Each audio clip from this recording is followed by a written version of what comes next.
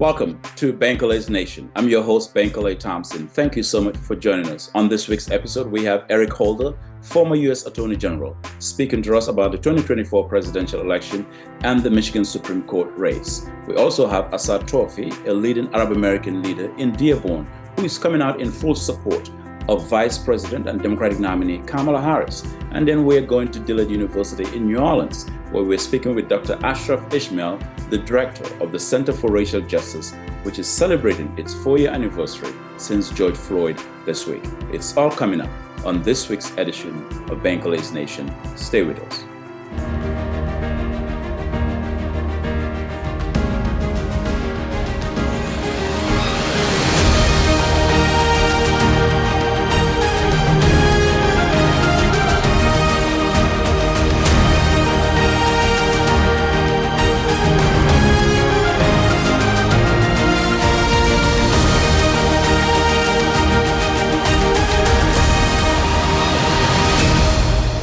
Let's bring in former United States Attorney General, the first African-American Attorney General for the United States, Eric Holder. Thank you so much for being here. Well, thanks for having me. I want to begin with the Supreme Court here in Michigan. You've been canvassing around the nation trying to get judicial candidates who are running on the Democratic slate to get them elected. Let's talk about what is at stake in your view here in this election. Well, I think too often people focus only on what's happening at the federal level, and I understand this is an existential presidential election. I think Kamala Harris has to win, but boy, on a day-to-day basis, people's lives are more impacted by what happens in state legislatures and at the state Supreme Court.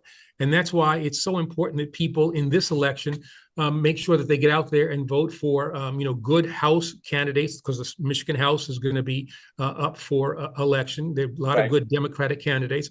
And then look at, the state Supreme Court races. And, if you look at Kyra Harris, Bolden, Kimberly Ann Thomas, these are quality candidates who will do the people of Michigan, real well. They are, I know them. They're good lawyers.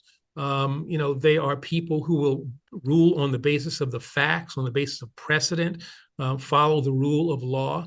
And so I think that those are people that are worthy of people's support. Now, one thing I would point out, though, is that they are not on the partisan part of the ballot. Right. And you have to, go away from that part of the ballot and find their names and then fill in a little bubble to vote for Kyra and to vote for Kim. Do you feel that, though, that our local statewide judicial races are sometimes underestimated? We tend to focus more on presidential elections. We focus more on who gets appointed to the U.S. Supreme Court, who gets appointed to the Court of Appeals in Cincinnati or any other jurisdiction around the country. No, that's 100% correct. We focus on the federal things.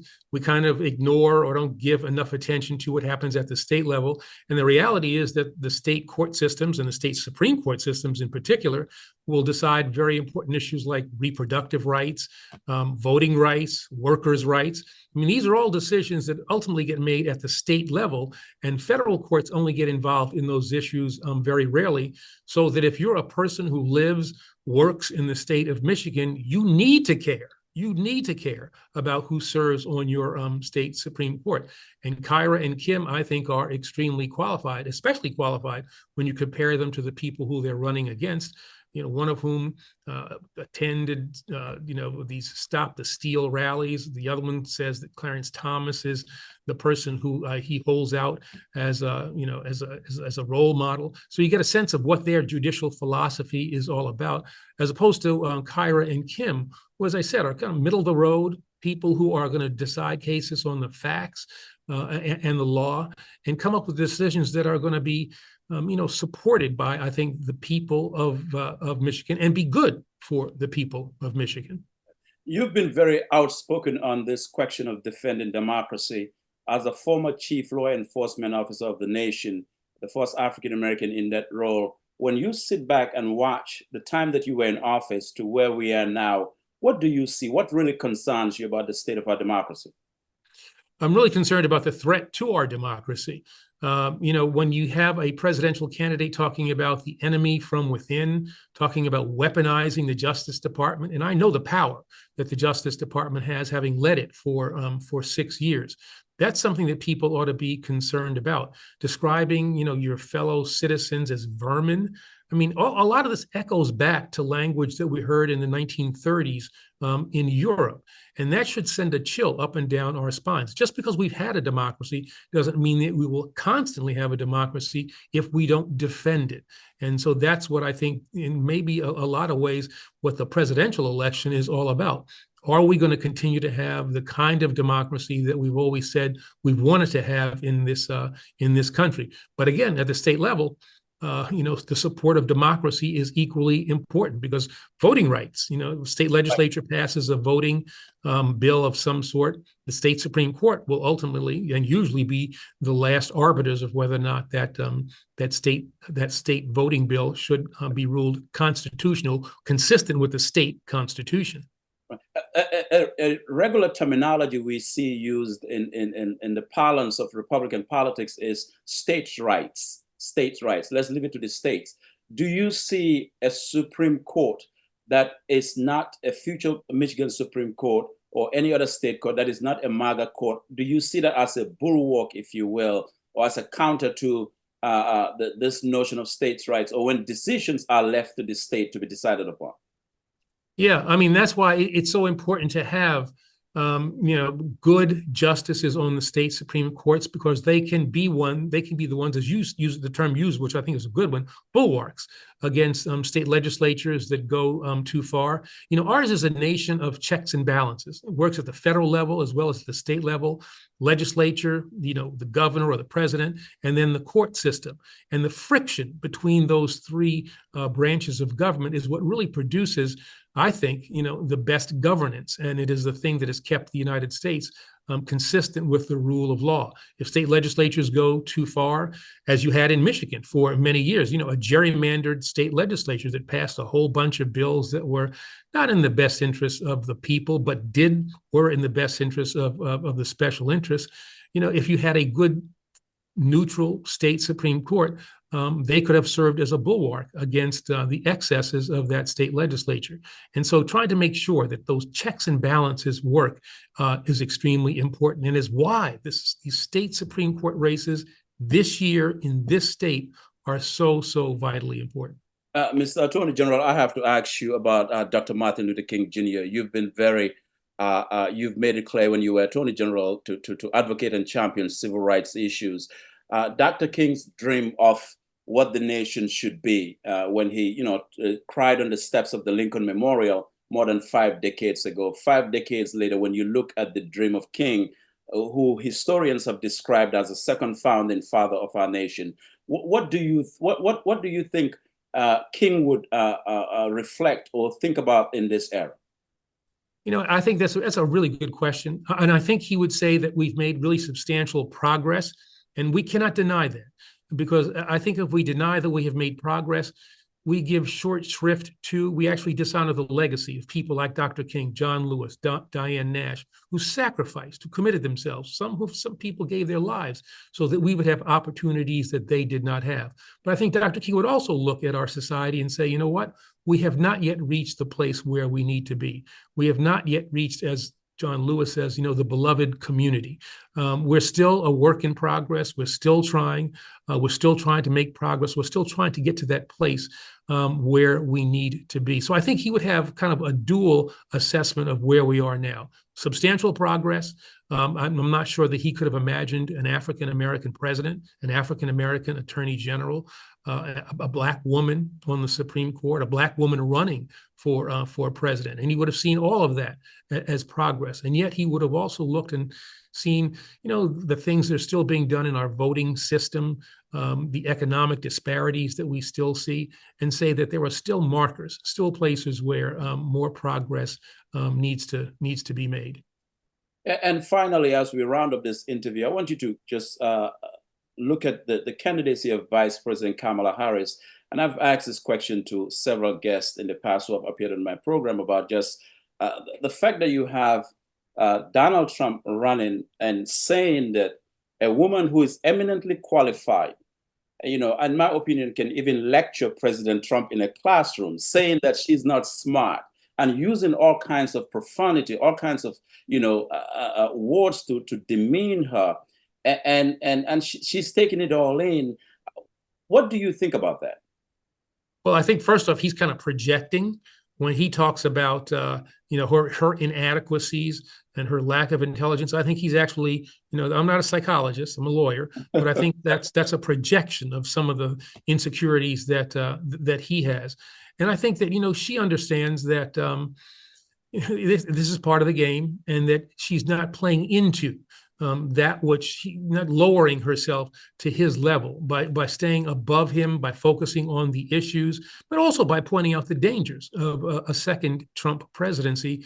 I think she's run an unbelievably smart campaign, and it's why I expect that she is going to win. And I would hope that the Republican Party, after we get past this election, will get back to that center-right party that, frankly, we need in this country. We need that balance. We need those two different parties with slightly, with different views of government. But we don't need somebody who is, a convicted felon, adjudicated to be a sexual abuser. That's not who we need to be president. Kamala needs to win this election, and Kyra and Kim need to win their elections as well. This is an election for the women. Yeah. And your prediction for November 5th? Oh, I think Kamala is going to win. I think that Kyra and Kim are going to win as well. I think also that the Democrats are going to do well in the the Michigan State House legislative races as well. I think this is actually going to be a good day, a good cycle for Democrats, and made more easy, to be totally honest with you, I think made more easy by who is at the head of the ticket. Donald Trump drags down a lot of Republican candidates, and especially like the people who Kyra and Kim are running against, who have indicated that they are big supporters of the former president. Right. Well, thank you so much, Mr. Attorney General, for being here. All right. Thanks for having me.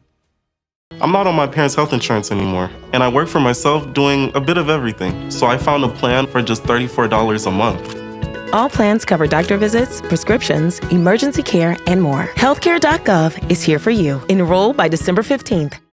Welcome back. The Road to the White House analysis continues. Joining me now is Assad Turfe. He's the Deputy Wayne County Executive here in Wayne County, the largest county in Michigan. Also one of the leading Arab American leaders here in the state of Michigan. He spoke at Vice President Kamala Harris's rally in the city of Ann Arbor this week. Thank you so much, Assad, for being here. Yes, Guy. Glad to be here, Bankole. It's always great to be a part of your program. And, I listen all the time, and glad to be at this end of it this time. Well, thank you so much. Well, you are at the center of it. And I want to start off this conversation this way. You're one of the few Arab American leaders in this nation who has come out in full support, not half-hearted, but in full support of Vice President Kamala Harris, when many in the Arab American community are divided over the war in Gaza. Let's talk about why you decided to step out in what some say is a very lonely space, to support the Vice President Kamala Harris's campaign for the presidency. Yes. So, I've been in government now, working in county government for 22 years. Right. And I started right after high school. I graduated in 2001, and about 3-4 months after I graduated high school, we were hit with the worst terrorist attack this nation ever hit in 9/11. And shortly after that, I joined Wayne County in 2002. But in a post 9/11 world, it was not a good place for Arab Americans and people that look like me. We were targeted. There was all kinds of policies that targeted us through immigration and other acts that essentially made us feel less American than anyone else that we were encountering with. And I worked for the government as well during that era, and I seen the hypocrisy that Republican administrations and policies that were put in place that unfairly targeted people that look like me. And from there, through that period of time, we all lived through the Bush eras. The Bush eras were not good for people of color. They just were not, and that was the reality. And historically, the Arab American community, at one point used to identify as Republicans, and through that period of time, many of us shifted, and we shifted toward the Democratic Party. And when President Barack Obama hit the scene, he took that whole young generation with us, and he brought the young generation over. And in most immigrant families, like the one I came from, the parents really rely on their children for guidance because they don't speak the language, and their Right. children essentially become their attorneys, and they help navigate their lives at such a young age. And so the parents rely on their children for leadership, and the younger generation brought their parents over to the Democratic Party. And throughout my 22 years in government, it's been Democrats that have come to our rescue. It's been Democrats that have worked with us on policies that we needed change to ensure that the community had representation. When you look at through the whole entire state leadership right now, it's Democrats. It's Democrats. It's Democrats everywhere. And, when we run into challenges, we're picking up the phone and calling Democrats. And in my 22 years, whenever the community has a problem and someone has a challenge in government and they call me to help fix their challenge, if I can't fix it, I'm calling people that I know, and they are Democrats. And we cannot miss that. And that's a very important issue. So that chronological history is what has led you to fully endorse Vice President Kamala Harris as the Democratic standard bearer in this 2024 crucial election. Yes, that played a major factor. But when I had a chance to meet the vice president, I met Kamala Harris, and when I met her, uh, I shared some family stories of mine. I lost both my grandmothers in 2006 in the war in Lebanon with Israel, and both my grandmothers died to Israeli airstrikes. Like, I shared that story. I have family right now in Lebanon that's on the run, that had to flee their homes and find shelter in other places and safe places. And when I shared those stories, she felt my pain. I looked her right in the eye. Kamala Harris is a compassionate and caring leader. I felt that. That's what people want in their leader right now. They want somebody that's compassionate, caring, has integrity, honesty, and good character. That's where it starts. That's the first thing she possesses, and I felt it. Uh, and the more I'm exposed to Kamala Harris and the more I learn about her, the more I understand that she is what our country needs right now more than ever. So I've seen other Arab American leaders. We've seen the mayor of Hamtramck, Galib, and the mayor of Dearborn Heights came out in support of Trump. And a lot of people, including myself, are juxtaposing, and I want your reaction to this, to the fact that Donald Trump became the first president in American history, or in modern American history, to introduce a Muslim ban. We remember that in 2016, 2017, it was an international chaos. And he's campaigning right now saying that he would, in fact, bring back the Muslim ban. He has not deviated from it as part of his 2024 agenda here. And the thing that I'm thinking about it, how does, how do you contrast that kind of a promise from Donald Trump, who's already done that? One thing about Trump is he's going to do what he's going to do. When he says he's going to do it, he's going to do it. How does that sit with the Arab American and Muslim community, from your perspective here, to see the mayor of Hamtramck, the mayor of Dearborn Heights, endorse a president who actually said he's going to bring back something that could potentially impact their communities? To start off with, I think it was a bad decision. Bad decision to endorse Donald Trump. I respect everyone's opinion, and everyone's entitled to their perspective, but I disagree with it. And 4 years of Donald Trump, all he did was demean us at every possible turn he can. And now all he does is provide lip service. And unfortunately, he uses us as proxies and on stage, and he's not going to deliver. He's told us what he wants to do. I think we all watched the rally the other day at Madison Square Garden and all the Right. hateful terms that come out of the people around him and in him. And when we talk about a leader, the leadership starts at the top. And when you have Right. a person at the top spewing hate, he does not like any minority group. He does not like all minority groups. And he's made that very clear. And he's got some serious issues.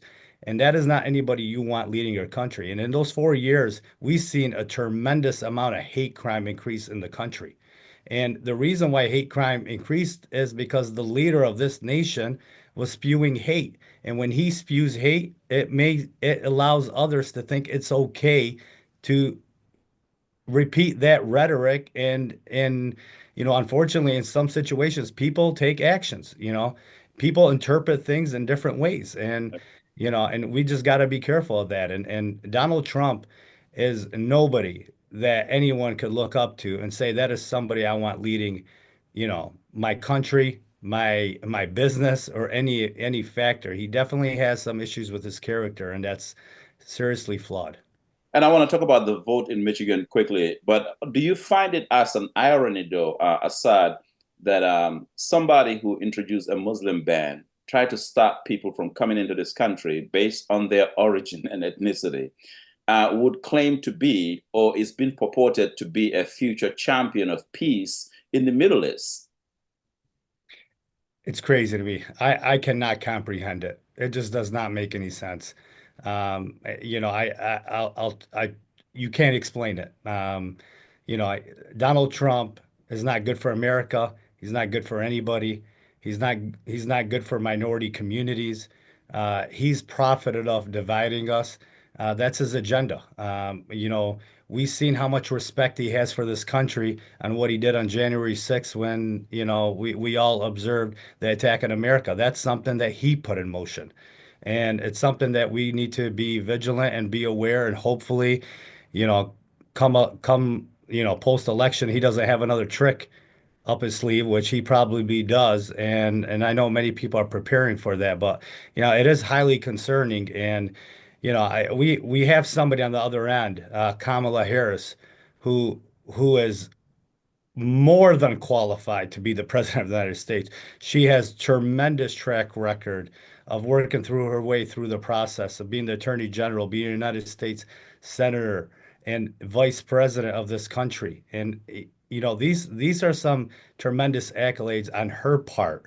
And I truly believe this. I was asked the other day, many people say it's the lesser of two evils. I don't believe it's the lesser of two evils. We have the best candidate here. And I truly believe in my heart that if we give her the opportunity and we elect her, she may end up being the best president we've ever had. Yeah, yeah.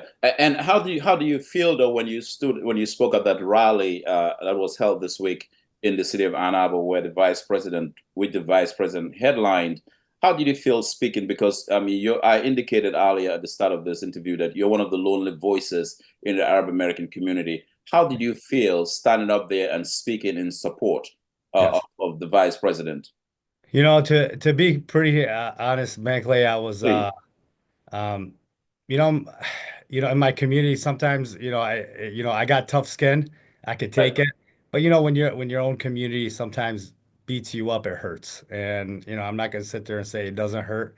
Uh, but I will tell you this, a lot of the rhetoric that's online is not the consensus of the community. Because yeah, some people are unhappy.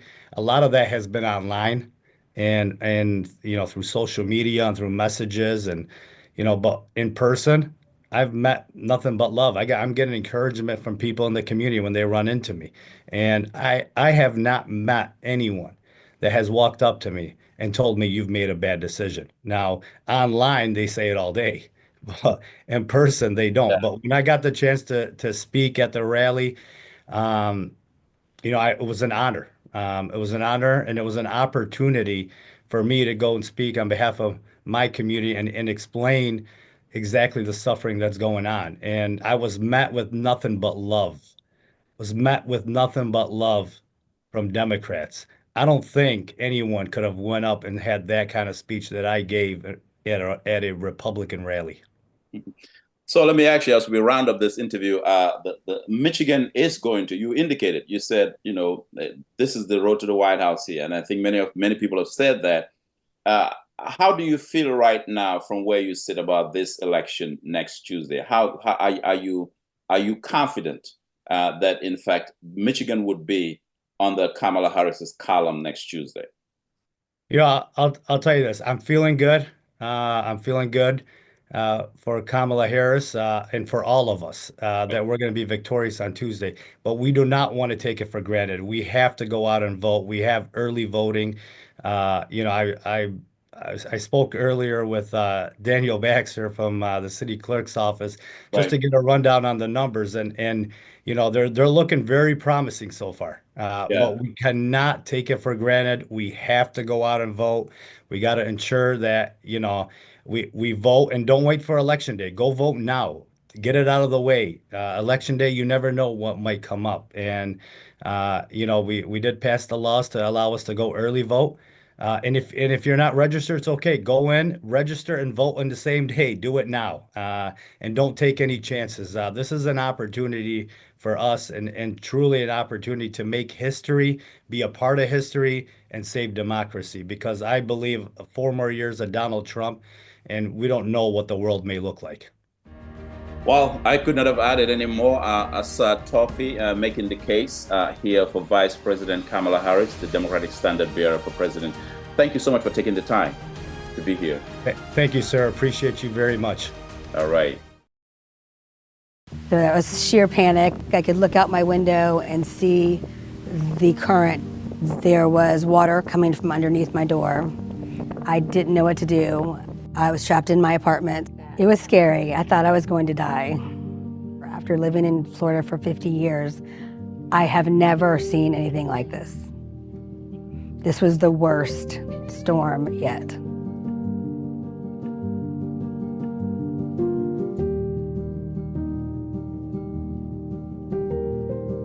So I came here, and lo and behold, there was the trailer outside with the Red Cross and the signs, and I walked in, and they were immediately wonderful to me. They gave me water, they gave you blankets, anything that you need, a safe, clean place. The meals twice a day are amazing. I couldn't be happier.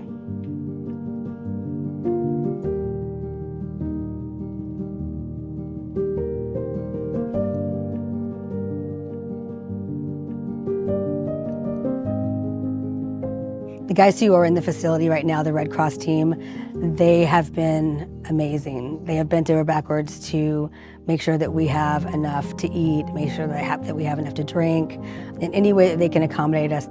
And that if there's one thing that I can pass on to people, you call the Red Cross. They would take care of you. The American Red Cross does it right.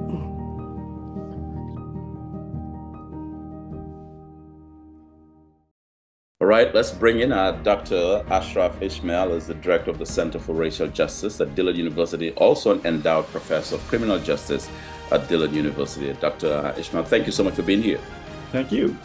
I want to talk about the 4-year anniversary this week of the Center for Racial Justice at Dillard University in New Orleans. And of course, I want to let our subscribers, viewers, and listeners know that I am a member of the executive board there at the Center for Racial Justice, but to reflect on the 4-year anniversary and why it was set up in the first place.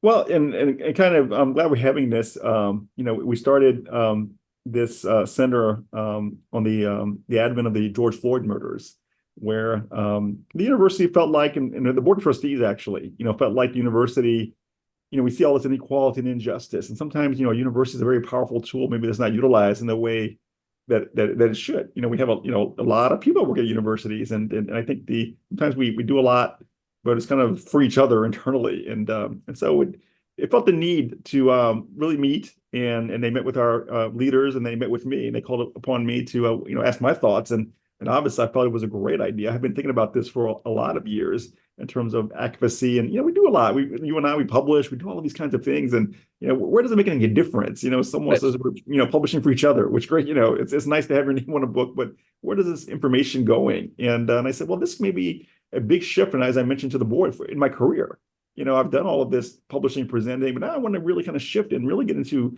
the grunt of the work, the community work, that we can kind of make a difference as a as a university. And very quickly, and obviously George Floyd was the sound base, because we were looking at police, law enforcement, but I think that lasted for about a day. And I'm like, well, we need to get much broader. It's got to be, there's so much race, class, and gender inequality that that goes on, and that we need to delve into all of these things as much as we can, from my perspective and from the university perspective and the community perspective. And yesterday we drove out to Farmersville, Louisiana, for the Ronald Greene trial, and I've been following that. Yeah, he was brutalized by 4 police officers, and that was a very disappointing outcome. The judge went from a negligent homicide to slapping with community service and probation. And we were very, very, very disgusted. I mean, everybody in the courtroom and outside, and you recognize, and as the students recognized, as they were telling me, Dr. Esmail, as they were driving back, boy, it is, the system is broke. It's not, I say, well, you all see. I mean, anybody who watches that video and you see the outcome of these things, you see the work that we have to continuously fight and stand by folks and continuously to fight with them, because they need people. You can't do this alone. And so as we question whether police brutality has changed a lot in the last 4 years. Perhaps, maybe, perhaps not. We're not. I'm not in every situation as you are, et cetera. But we are still seeing a lot. I think week in and week out, similar kinds of cases. So it's not going away.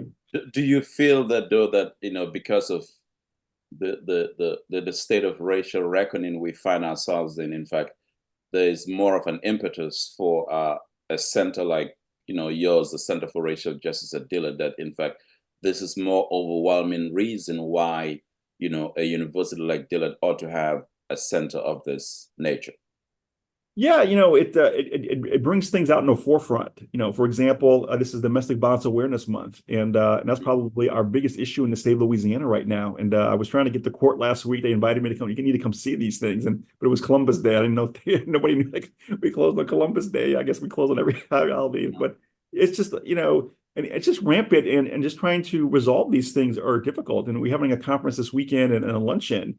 I've had students call me the other day. She says, Dr. Esmail, lives in rural Louisiana. These women, they're in the woods just hiding because they can't get any help. And then asking for my advice, what can you do? What can we involved with? And I'm on the board for the University Medical Center here in New Orleans, as we discuss this every month. And why we can't come up with solutions, and it's frustrating. And sometimes, I'll be honest, as a university, I feel confined as well, because I'm not my own nonprofit. And so you feel a little massively sometimes confined in terms of, we go out and do the work, but like making the difference I would like to make.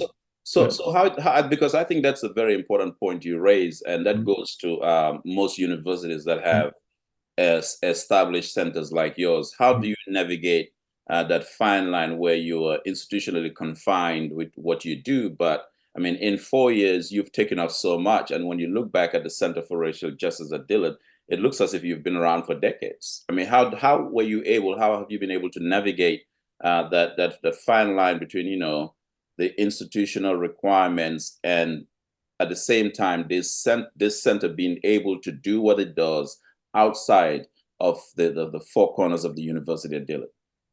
It's been difficult, because I've gotten myself in, not intentionally, getting yourself in trouble, but you say a word, or you show you're on Facebook, or whatever it is, and no matter the board, whoever, it always comes back to me. Nobody gets in trouble, but me. And I think I realized this 4 years ago. It's like, there's no way to do a center unless you're getting yourself wet, your hands wet a little bit. You just can't, no matter when you're tending not to, or trying to stay within the realms of, keeping everybody safe, and you're not getting kind of yourself out there in a way that hurts the university or hurts the students. Because I'm constantly reminded I'm not a separate entity. I work under Dillard. Constantly reminded, they're always telling me that. And so you really have to be kind of manage a fine line in terms of our different partners, whether it's the Southern Poverty Center or the Family Justice Center or the City of New Orleans. What are we doing? How can I help without, getting myself into, trouble? Or, if you're a separate nonprofit, you can put yourself out there, right? If I'm just a separate nonprofit, I can get out there because I'm the boss. I can go say, do what I want, and that's on me. That's true.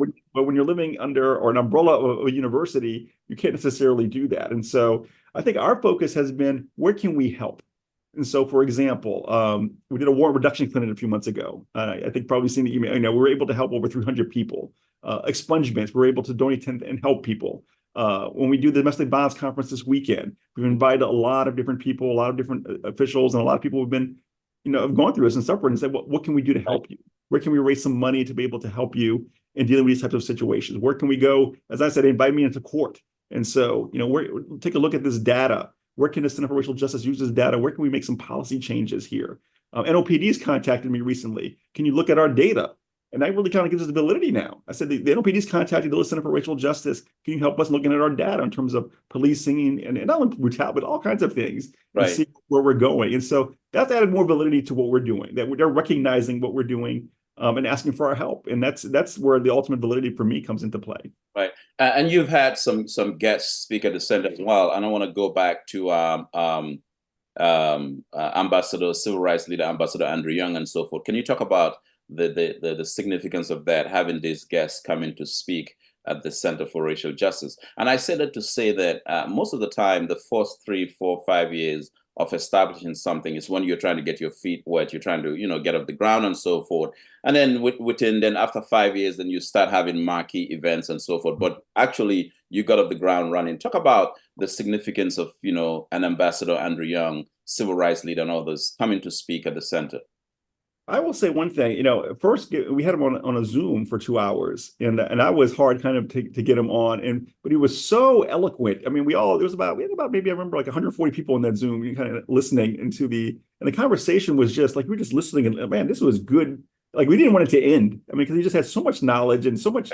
We just loved his detail. I mean, he was just very. You could picture what he's talking about and the interactivity, and so. Well, I got in touch with this. I just tried this. I saw the man was 91. I know he doesn't travel much. And I said, let me reach out to this. Let me see if I can. He's younger than he looks, though, but go ahead. He's younger than he looks, but, his health-wise, I think it's just his movement. Health-wise, I think he's good, but it's just in terms of walking, was an issue. And so, but I reached out and I said to his people, about having him come on campus. I didn't really think he would come, and I said, and they did. And he came on campus.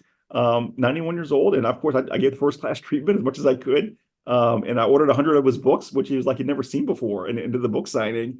He said no university's ever done this, and so we had a forum. Again, it went 2.5, 3 hours just with questions, and again very sharp and very learned. And we even actually had a post breakfast with him after, and so I don't have people. You always got to eat, etc. And then he contacted me afterwards, and he said, I wanted the other universities to do what you did was I really appreciated it. I appreciated he reached out. He said, I never got this kind of treatment, the way we welcomed them, make sure. The prophet is not honored in his own, but yeah. And I said, I don't know. Well, it's kind of funny when they. He has roots at Dillard, though. I mean, he does have roots at Dillard. But it was funny.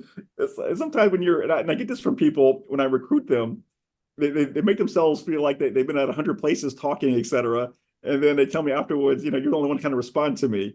And they come to me. And then Andrew Young's people made it seem that he went to all these and was doing all of this, but that's the impression they gave me. And so, but he wasn't. And so when he first came and we were doing the book signing and all of that and the whole thing and the presents and I do always do things first class. Right. Pick up to the hotel, back, pick up. I made sure by the time he got off that plane, till the time he got back on that plane, that he was going to be. He's an American hero. American hero, and so and I appreciated it because I know it was hard for him to travel. It was very hard at his. He doesn't travel very much, and so I'm actually thinking about maybe doing a gala in Atlanta where we would honor him as the at the gala, as the person. So it's crossed my mind to kind of reach out again to do that. Right. Well, Dave Dennis, another civil rights titan, mentioned the same thing about, speaking at the center and so forth, and its significance. But I want to talk about, from your perspective, how the students have been receiving the center itself in terms of the activities you've been doing. What kind of feedback are you getting from the students who are involved with the work of the center?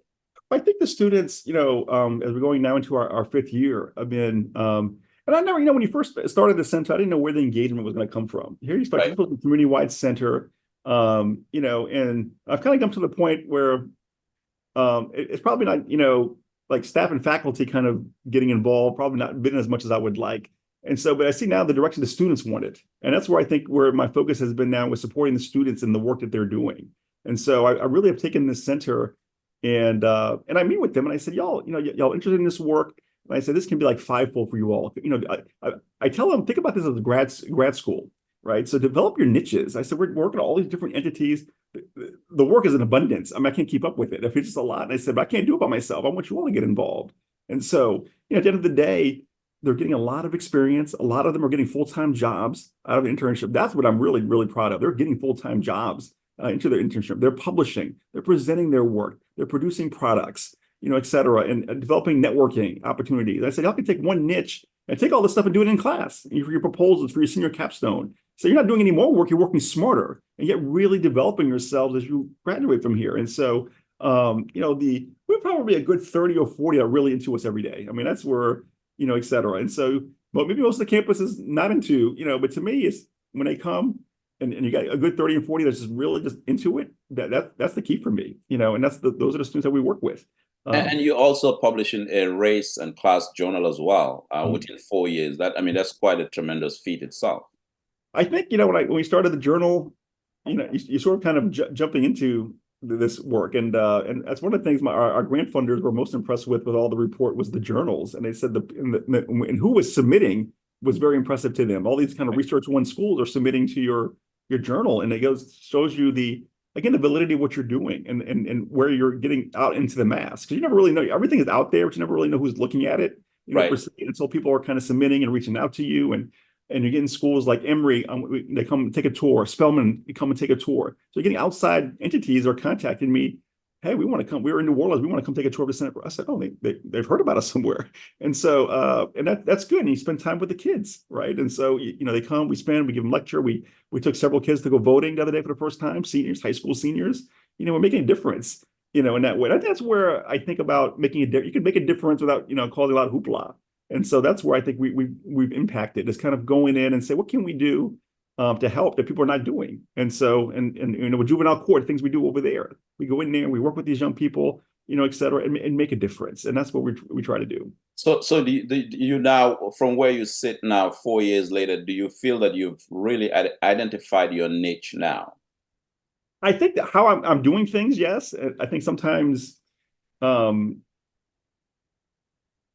it seems like we're getting involved with too many things, because we're 2.5 in terms of staff. So we're not a big staff. And so, but the abundance and the emails and the calls, you're getting a lot of traction in this city with the center. And so trying to balance that can be difficult because you're just working a lot of hours because you're like not trying to turn anybody away, but just like when you're doing stuff like this, whether it's in social work or things of this nature, there's a lot of work, and then trying to balance it every day. And my wife said, you're at 7 days constantly all the time. It just doesn't, stop, but it's good work.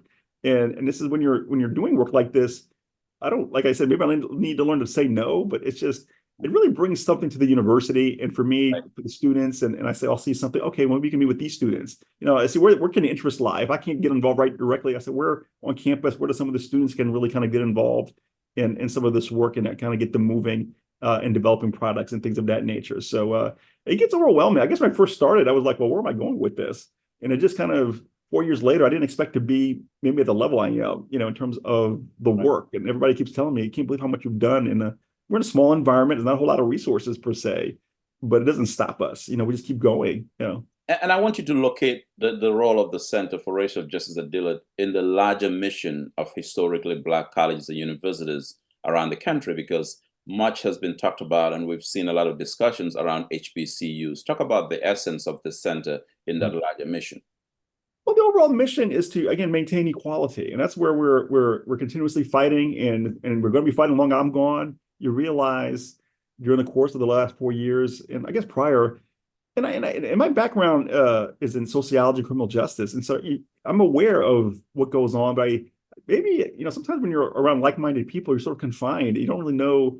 And it wasn't really until I got this center going and meeting the people that I'm meeting and the places we're going, and you're just sort of astonished by the inequality and blatancy. Just yesterday, just the blatancy of just the discrimination that goes on, in this country. And around the world. It's a lot. We're so far away from peace, so far away from equality, both gender, race, class. And students experience it, and just kind of working with folks and listening to folks, and you just recognize that sometimes you can be pessimistic. It's frustrating. I was on a panel the other day and they asked, well, we need new policies. I said, we don't need new policies. The laws are in place. It's just, how do you implement these things? It seems like to do the right thing seems easy. I don't know. Here's a scenario. What is hard about this? I mean, like yesterday, like I said, this man was plummeted to death. We all seen it on the video. What is hard about that? Punishing the sentence, and the evidence is there, but something just alas, keeps being missed. And maybe as the people we're putting in position are not doing their jobs, and so you recognize the power dynamics in this country. It's all about power, people protecting each other, and people are just not getting a fair shake, and it's frustrating. And as we again month after month, as we look at bullying, national bullying and hate crimes, the city just got a grant and they involved the center. We want the center to work with us. Hate crimes is another issue, the third most recognized crime right now. But you don't really hear a lot about it, but it's an issue. And so we're looking forward to really digging deep in this, over the next 2 years, once have some money to be able to. I just got a grant, $289,000 grant looking at terrorism and prevention, and so we're excited about work on that. People don't recognize. We think about terrorism from an overseas kind of international. Right, on an international. Yeah. But I wrote a book called "Terrorism in the United States." Terrorism is right in our backyards, and we don't really realize it because we don't define it the way it should be, and that's where we want to connect the hate crimes, all that. It's all interconnected, and so we're hoping to use these funds to not only hit Dillard but hit these schools and train law enforcement. The money is designed to go into the sheriff's office and the office and have this guy bring in some training. And so when you say the impact, that's where I feel impact. We've gotten some money. Now we can really kind of go out there in a safe way. Nobody's, and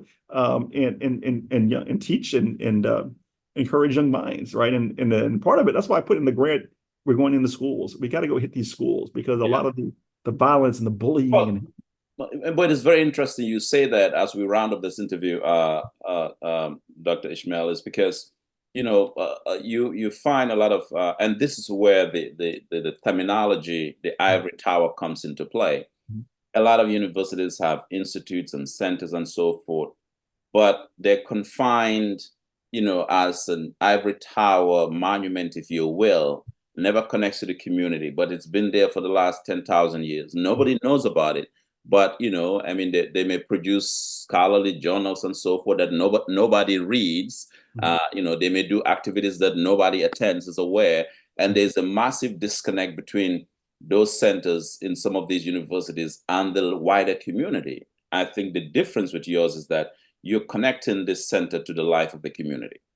And that was the big goal. That was the mission right from the beginning. Because the first question I remember just asking, what do you all want? 1 or 2 events a year? I could do that. No, they wanted a center and a community. And I said, that's what I want too. And that's where the shift was that this university, I think I must have hit every entity in this city that I could find. Anything related to racial justice, anything I could find, I hit it. I just kept meeting and meeting. I wanted to make sure everybody knew we existed, who knew we were, and we wanted to know who those people were and see where we can kind of, mesh. Here you have 1,000 students. This is a population that can work, and want to get internships and want feedback and want to be able to gain experience. And so that was my first mission. It took me a little while, but I just kept hitting. And then obviously as I started hitting, everybody's, word of mouth, go contact Dr. Esmail. I get phone calls at night. Oh, Dillard, go contact Dr. Esmail, that kind of thing. So maybe it's too much of that sometimes, but when you get around, you're realizing the impact. People know you, they recognize what you're doing. And if you need help, we're here to help you. Like I said, at the end of the day, and I get tired. I'm not going to lie to you. It's sometimes, but we're working and we're benefiting and we're helping. And that's the thing. If we can help one more person, in the realm of, and you see a lot, I've met incest, domestic violence, trafficking. You just meet so many people. Oh my God, and stuff people go through, and you really feel fortunate. But there's something we can do to make a difference, each day. That's what we're trying to do, and people remember. They remember. So final comments. 4 years ago, you were set up 4 years. The next 4 years, what would it look like for you? I know your anniversary. I would love to grow in terms of just staff. I think there's so much to do, and I think all of us are just kind of working 7 days. You'd like to get more people. Sometimes I'm not working fast enough. Like I have a list of things here, then a list of things here, and I'm like, I got to get to this. I'll wait till later to get to that. You wish you'd have a larger staff because the work is getting in abundance. But all about resources, obviously, and hiring people to do that. But I think the work has grown. That just like when you have a department of 10 majors, you have 2 faculty, but then you have 400 majors, you need more people to find. And I think the center has grown like that. We've grown so much of the work. We need more people, more hands on. I think administration, right? They've told me that they recognize we need this, you need that, you need another two people, just kind of to do the work. And that's the thing that is frustrating. So if you're kind of limited, you want to keep going at it. There's only so many hours in the day. That's the thing, that's sometimes frustrating, but we're doing the best we can with what we have, et cetera. But I'm very proud of what we're doing. I'm glad the university started this. It really has added to my life. It really has changed my life. The people I'm meeting, and like yourself, I would have probably never met you if I hadn't started the center. So I'm blessed in that way. And things like that we don't think about. I don't take it for granted. The most important thing I loved about this center is the people I have met along the way, because I probably would not have met you or many of the people I've been meeting along the way. And that's been good. A lot of people doing some important work, and I bring them to campus a lot. And I said, talk to these students, and maybe there's opportunities there. And they have opportunities. And I said, we can get them involved in what you all are doing, and everybody's doing their projects, trying to manage all of this stuff. Like my program manager, trying to manage 50 projects. It's just sometimes, but we do the best we can, to make sure that not only the work that we're doing, but the students are really benefiting from this and really developing their niches into whatever their goals are moving forward. Right. Well, congratulations again on the 4-year anniversary. I think you're doing great work, and hopefully we'll we are waiting to see what the next 5 years, 10 years looks like for you at the Center for Racial Justice at Dillard. I look forward to my interview in 4 or 5 years with you then. Thank you so much, Dr. Ashraf Esmail, Executive Director of the Center for Racial Justice at Dillard, endowed Professor of Criminal Justice.